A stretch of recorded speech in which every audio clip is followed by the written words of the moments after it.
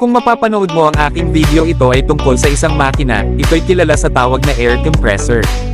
Ang air compressor ay isang makina na kumukuha ng nakapaligid na hangin mula sa paligid at naglalabas nito sa mas mataas na presyon. Ito ay isang aplikasyon ng isang gas compressor at isang pneumatic device na nagko-convert ng mekanikal na kapangyarihan mula sa isang decorrienting motor, diesel o gasolina engine, at iba pa sa potensyal na enerhiya na nakaimbak sa nakakompress na hangin na maraming gamit. Ang isang karaniwang aplikasyon ay upang i-compress ang hangin sa isang tangke ng imbakan para sa agaran o sa ibang pagkakataon na paggamit.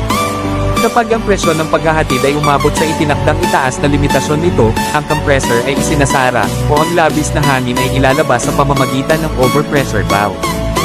Ang nakakompress na hangin ay iniimbak sa tangke hanggang sa kailanganin ito. Ang lakas ng presyon na ibinibigay ng nakakompress na hangin ay maaaring gamitin para sa iba't ibang mga aplikasyon tulad ng mga pneumatic tool habang ito ay inilabas. Kapag ang presyon ng tangke ay umabot sa mas mababang limitasyon nito, ang air compressor ay bubukas muli at muling pini-pressure ang tangke.